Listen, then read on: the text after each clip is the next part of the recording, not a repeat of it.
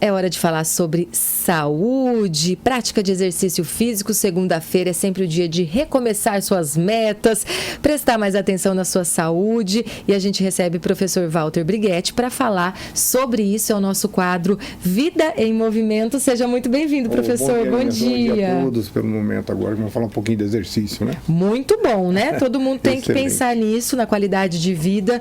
Professor, começo com a primeira pergunta. Na hora de você escolher o exercício que você vai fazer, a modalidade, o que a gente tem que levar em conta? Tem que pensar um pouquinho na hora de escolher?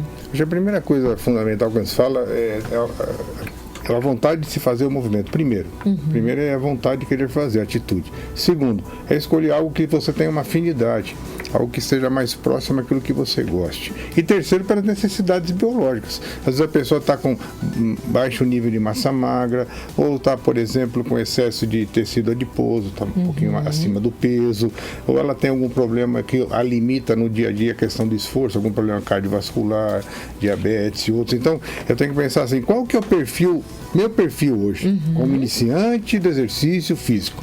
Então, mediante a isso, aí sim, dada essa diretriz, eu vou escolher aquilo que realmente se encaixa não só naquilo que eu quero, como também na minha necessidade fisiológica no momento.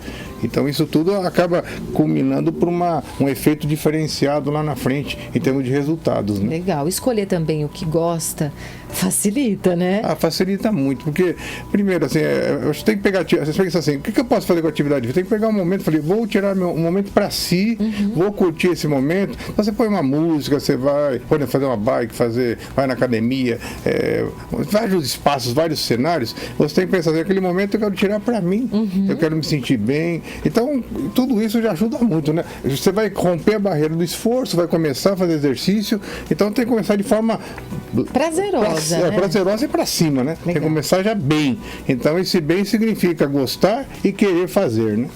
Muito bom.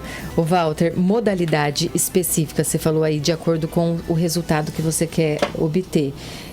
Se eu quero perder peso, eu posso focar numa coisa. Se eu quero ganhar massa, se eu quero melhorar minha flexibilidade, de acordo com a necessidade da pessoa, tem a atividade que é mais indicada? Na verdade, assim, em termos gerais, nós temos que trabalhar os três âmbitos, né? Tanto o cardio, a força e a flexibilidade, que a gente chama hoje muito de mobilidade, trabalhar com mobilidade. Legal. E isso tudo se encaixa, claro que uma delas pode ser a predominante. Então, por exemplo, a pessoa tem uma perda de massa magra, ela com certeza vai fazer um trabalho mais voltado para a força, para a resistência de força, buscando melhorar essa capacidade funcional. E aí nós transferir para o dia a dia, né? Para as atividades do dia a dia, para a parte de esforço, vai levar a pessoa a conseguir, com certeza, nos seus hábitos simples. Tem uma qualidade melhor. Tem uma qualidade melhor. O cardiovascular sempre é importante porque nós somos seres que precisamos de um condicionamento, tanto da parte cardio como respiratória, preeminentemente. Então, se você puder encaixar e unir essas possibilidades, fica muito melhor. Sempre entendendo qual a minha prioridade hoje, né? O que eu devo estabelecer como prioridade. Isso, obviamente, não é o aluno que o faz. Ele tem uma ideia. Quem vai fazê-lo é um profissional de educação física, às vezes uma indicação médica, a nutricionista, o nutrólogo, que hoje são uma ação multiprofissional, né? Então, ao aglomerar isso tudo, com certeza todos vão buscar que o aluno ou a pessoa busque seu objetivo maior, que é a melhoria da aptidão física, né? Meg, idade, a gente sempre tem essa dúvida, né? Verdade. Posso fazer tal coisa? Quem é idoso consegue praticar todo tipo de atividade física? Tem alguma contraindicação? O que existe, na verdade, nós temos a faixa etária, um indicativo importante, porque tem as características próprias para aquela idade. Isso não quer dizer que a idade cronológica represente a idade maturacional. Por exemplo, pega alguém que sempre fez exercício. Ixi, tá melhor que nós, hein, Meg? Às vezes você pega assim...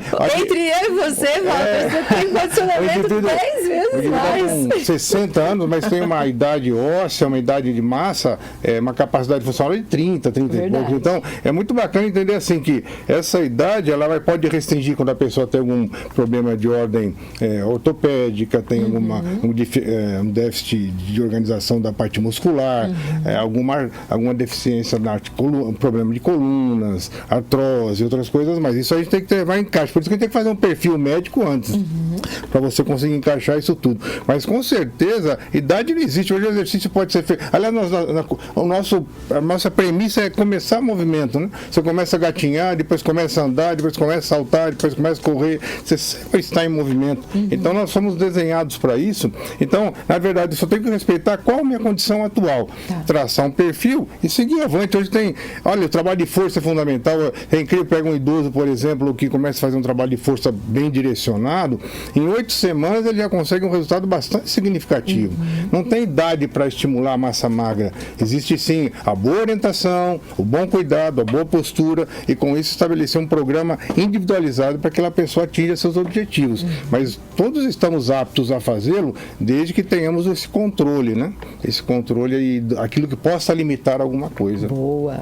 Professor, e é importante também a avaliação de um profissional de educação física, né? Sim, hoje em dia nós temos, inclusive no curso de educação física, tem uma disciplina que chama de desavaliação, e que você traça um perfil de algumas variáveis importantes que podem dimensionar essa limitação ou não ao esforço, ou objetivos que ela tem mais prementes. Além da parte clínica médica, a educação física também tem protocolos para fazer um contexto. Uma anamnese. É totalmente diferente, por exemplo, pegar uma pessoa que nunca praticou exercício, uma pessoa que já praticou.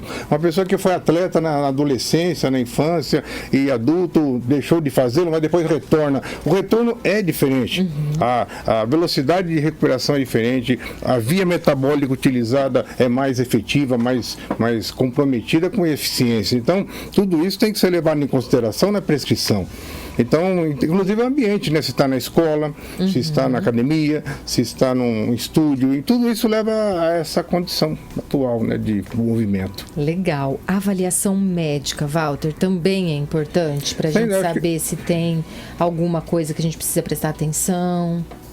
A primeira coisa importante, todos nós temos que, independente do exercício, fazer um check-up é importante, Anual, ou semestral ou anual, né? Pelo menos para observar vários parâmetros. Ainda mais quando vai fazer exercício. Então é muito indicado procurar um cardiologista, fazer um teste de esforço, fazer um ecocardiograma, traçar os perfis ali bioquímicos, né? Colesterol, triglicérides e outros.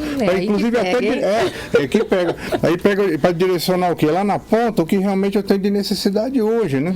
Hoje tem o DEXA também, que é um exame muito diferenciado, você consegue dimensionar toda a composição corporal, verificar o quanto a pessoa tem de massa magra, o quanto que a pessoa, por exemplo, está saudável na sua condição óssea, né, no seu status dos ossos, porque os ossos também são alavancas fundamentais para o movimento. Eles que nos permitem a sustentação, a postura, o deslocamento. Então isso tudo é analisado também nesse DEX. Então você tem vários parâmetros que podem qualificar e dar subsídios ao profissional de educação física de utilizar esses dados para prescrever da melhor forma possível o exercício. Meg Monteiro, aquela pergunta que não quer calar.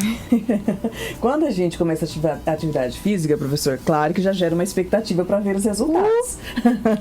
E aí, quanto tempo, né, para ver esses resultados? Ou isso varia, né, de pessoa, depende da modalidade do esporte, como é? Olha, eu vou falar para você, no dia você ter praticado já é uma mudança. Obviamente vai se somar, isso é um processo, né? É um processo, mas já de estar fazendo, criar-se uma rotina, que você se estabeleça 3 a 4 ou 5 vezes por semana fazer exercício, já é uma rotina, cada dia feito, cada sessão realizada, já é um progresso enorme. E você pensa, vamos pensar assim, 3 meses,